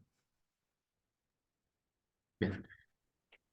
Al inicio dijo que este sistema era transitorio por 2 años. ¿Qué medidas son las transitorias? ¿Todas las del DNU o las de la ley El ómnibus o 100% ambas? de las medidas del DNU son de carácter transitorio durante el periodo de emergencia declarado, que es hasta el 31 de diciembre de 2025. Las laborales y todos los otros capítulos. Bien. Acá preguntan cuál sería la nueva Esto lo forma más aclaro, ágil. perdón, Iván, lo aclaro Sí, porque no lo viste aclarado. Es decir, por eso a mí me cuesta hablar de reforma. Reforma, yo entiendo que es cuando hay una vocación de permanencia de una legislación, no algo transitorio. Reforma en el sentido estructural de la palabra, ¿no? Es un cambio de estatus legal. No, acá hay un cambio de estatus legal transitorio, fundamentado en esta emergencia que ha declarado el presidente. bien. Eh, Acá también preguntan cuál sería la nueva forma más ágil y sencilla de registrar la relación laboral. ¿Eliminarían el temprana, perdón? Yo no creo que eliminen el alta temprana, porque la verdad que el sistema SACIR creo que la van a simplificar, que haya un solo trámite para todo, digamos que a partir de una alta temprana se hayan cubierto absolutamente todos los capítulos de registración necesarios de un vínculo de trabajo. Esa es la aspiración que tiene el decreto, lo dice expresamente. Yo doy de alta, y también un poquito más simple, ¿no? En la manera de dar el alta, doy de alta a un trabajador y ya automáticamente tiene toda la cobertura, seguridad social, familiar, digamos, obra social, todo lo que pueda corresponder a un vínculo de trabajo con un alta, digamos, one click, por decirlo de algún modo.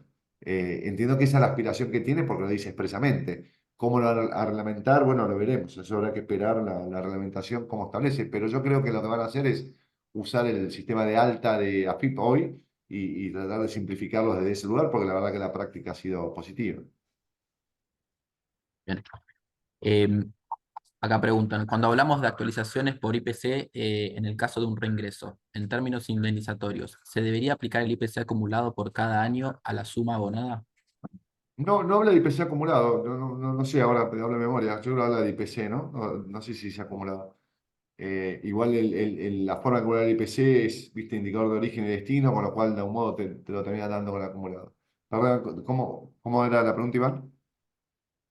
¿Se debería aplicar el IPC acumulado por cada año a la suma abonada? No, en realidad el cálculo IPC, que yo recomiendo que se lo vea porque a veces nos calculamos mal. Yo supongamos tengo un monto hoy el 4 de enero, tengo que tomar el indicador al 4 de enero, o a enero, ¿no? Que corresponda, o a diciembre, al 31 de diciembre. Tengo que tomar el de origen, cuando es la fecha del despido, supongo si fuera un despido, o la fecha en que yo tendría que haber pagado, donde tengo, si es un salario, sería la fecha de engomamiento del salario, y hacer el cálculo del índice que tiene el IPC nacional, que si mal no me equivoco, creo que es IPC de destino o IPC de origen dividido IPC de destino por la suma. Eso me va a dar el capital actual, llamamos, ¿está bien? De ese monto, me va a dar el capital actualizado y ahí es como que lo tomo de la fecha de memoria y le aplico el 3% de tasa pura. Si se meten en los sitios de INDEC o consultan en calculadoras de IPC, les va a dar la fórmula. No se aplica el indicador mes por mes acumulado ni año tras año. Es una fórmula matemática no muy compleja que hay que tomar para servir el cálculo de IPC, ¿no? Lo aclaro porque creo que a veces me ha pasado que muchos no lo saben y aplican, ¿viste? El IPC porcentual mes por mes. Acá nos preguntan también si podrías dar ejemplos de cláusulas normativas y cláusulas obligaciones. Normativas son casi todas las de un convenio. Las cláusulas normativas de un convenio son todas aquellas que establecen o introducen derechos u obligaciones, no necesariamente derechos, en el marco de los contratos individuales de trabajo que están bajo ese convenio. ¿Está bien? Vamos a dar el caso de metalúrgica, si quieren. Cuando se celebra un convenio colectivo, un acuerdo de un salario cuando se celebra, no sé, una categoría múltiple especializado y demás se introduce a los convenios individuales de trabajo para todos los trabajadores de la actividad con independencia de las partes que firmaron el convenio. Eso es normativo, son aquellas obligaciones y derechos que van a regir para todos los contratos de trabajo que están encuadrados en ese convenio. El más normal es el salario, los salarios mínimos, ¿no? Como para poner el ejemplo típico, cada vez que hay una paritaria, es una negociación colectiva que establece los nuevos salarios mínimos por categoría, ¿no? O adicionales por título y demás. Las cláusulas obligacionales son las que establecen obligaciones para las partes firmantes del convenio, léase sindicato o federación, quien fuere, y léase cámara empresaria que haya firmado el convenio. Son obligaciones que estableció para los firmantes del convenio, no necesariamente para todos los que están amparados, para los trabajadores que están amparados en el marco del convenio colectivo. Bien. Ejemplo, perdón, un ejemplo, Sí. en comercio, por ejemplo, el fondo de retiro complementario de Manuel Estrella es una típica cláusula obligación. Puede ser discutido, pero de nuevo, la jurisprudencia ya no habla de cláusulas normativas obligacionales. En ese aspecto creo que el decreto tiene un paso hacia atrás. Hoy ni la doctrina, no se divide en un rango tan estricto. Bien. O el fondo de formación, los nuevos convenios, muchos, por ejemplo, el de Contact Center estableció un aporte obligatorio para un fondo de formación, para un instituto de formación que es compartido sindicato de empresa. Eso sería, si queremos, una cláusula obligacional, por decirlo. Bien. Acá preguntan si es obligatorio otorgar permiso para asambleas en horario de trabajo o se puede exigir que sean en horario no laboral. Se podría exigir, es complejo, ¿no? Porque, de nuevo, los derechos no son absolutos, así como no es absoluto el derecho de asamblea, tampoco lo es del empleador, ¿no? Habría que entender que es una asamblea, cuál es el tiempo lógico de una asamblea, si ya la asamblea afecta la productividad, la producción y demás, bueno, creo que ahí el empleador tiene derecho de decir, mira, acá no la puedes hacer, generalmente uno concuerda que se haga al comienzo o al final de la jornada, o en la interrupción de la jornada, esto es habitual que pase, se le da una tolerancia 20 minutos, media hora, para que lo traten, y si no, bueno, siempre el empleador, recordemos, no está obligado a pagar salarios donde no se trabaja, ¿no? Digamos, yo no estoy obligado a pagar salarios para que alguien ejerza sus derechos sindicales. Acá también esto hay que estar claro, digamos, la ley lo marca y en ese sentido no hay controversia jurisprudencial o judicial al respecto. La razonabilidad siempre es recomendable para ambas partes y que el ejercicio no sea abusivo de un lado o del otro. Lo ideal es el diálogo y tratar que cuando la asamblea definitiva lo que hace es incurrir un paro o una huelga de una manera encubierta, es la asamblea, ¿viste? Che, asamblea permanente. No, asamblea permanente no existe. Entonces, en ese caso hay que denunciarlo como tal, hay que tratarlo como si fuera una huelga, descontar los salarios y hacer todas las denuncias del ministerio que corresponda. Es una casuística, lo menciono, es que quizás no es que este decreto nos cambie la realidad jurídica de hoy, lo que hace quizás es introducirla y dar un poquito más de sustento, pero es si uno se pone a buscar tanto la resolución del Ministerio de Trabajo como lo que puede ser jurisprudencia, hay bastantes antecedentes en este sentido que comento, no es nada nuevo. Bien. Esta pregunta que voy a leer ahora ya lo mencionaste, pero igual creo que conviene aclararlo porque hubo varias preguntas de nuevo con respecto a lo mismo. Eh, y es si todas estas modificaciones, bueno, del DNU y demás quedan suspendidas por el dictamen de la Cámara Nacional de Apelaciones del Trabajo y cómo impacta eso en todas estas novedades laborales. Sí, a ver, voy a dar una opinión absolutamente personal. Yo creo que todas las que son las modificaciones en materia sindical o de convencionales sí quedan suspendidas de forma inmediata desde el día de ayer en las organizaciones sindicales bajo el manto de la CGT y en el día de hoy los que están bajo el CTA. Quedan suspendidas, con lo cual esto por eso decía de sigo reteniendo, hoy sigo igual que antes porque entiendo que eso está en el plano convencional sindical. En materia de derechos individuales, que son los que mencionamos como el vínculo empleador-trabajador, en mi opinión personal, la sentencia no tendría que tener efectos inmediatos en torno a ese vínculo. El decreto sigue vigente, el decreto no dijo que es nulo el decreto, lo que dio es una cautelar, salvo que haya un acto, una aclaratoria por el Ejecutivo acatando la sentencia, que eso podría pasar, no sería algo nuevo. Si no sigue vigente, y para mí requiere una adhesión del trabajador en el marco de esa cautelar, diciendo yo me adhiero a ese resultado y pido en sí inoponible los efectos del decreto. Obviamente que, para dar un ejemplo, si yo despido a alguien hoy y le pago la indemnización en menos aplicando el decreto, seguramente ese trabajador me lo objete judicialmente y tenga 95% de probabilidad de ganármelo con motivo de esta cautelar. Pero lo que quiero decir es que no es algo inmediato, porque yo no entiendo que por más que el fallo de la Cámara en Feria, la Cámara Laboral en Feria, haya dicho que el decreto en materia laboral se encuentra suspendido, y yo creo que la estabilidad absoluta de la trabajadora en situación de maternidad sigue vigente. ¿Por qué no va a ser vigente? Porque esa trabajadora no fue parte de esta acción judicial. Es decir, la legitimación activa que pueda tener la CGT o cualquier otra organización sindical, esto no es nada personal. En cuanto a los trabajadores, es por lo menos discutible, porque en tal caso es muy técnico, tendría que haber sido tratada una acción de clase. La acción de clase requiere adhesión específica de cada, en este caso de cada trabajador o de cada persona. Con lo cual, me parece que va a haber algunas situaciones hacia adelante a prestar atención, y por eso recomendaciones antes de, lamentablemente nos da mayor incertidumbre la que ya teníamos, ¿no? Esto está claro, ¿no? Pero antes de tomar alguna decisión, creo que cada cual haga su adecuado análisis para no meterse en un problema. Pero yo mi posición personal es que no está suspendido de derecho, de pleno derecho, en cuanto a los contratos individuales de trabajo. Perfecto. Bueno, Emilio, sí, Iván, sí, bueno, creo bueno, en primer lugar agradecerte, Ernesto, por la extensa explicación que nos diste. Creo que detallaste muy bien. Creo que igual queda abierto el canal si hay más preguntas y algo para que la puedan hacer, ¿no, Iván? No sé si tenés los medios ahí para después para compartirlos, ¿eh? y Pero ahí lo mandé todo por el chat. mandaste por el chat, perfecto. Así que si quedó alguna pregunta, algo que quieran hacer, háganlo por ahí, por ese medio.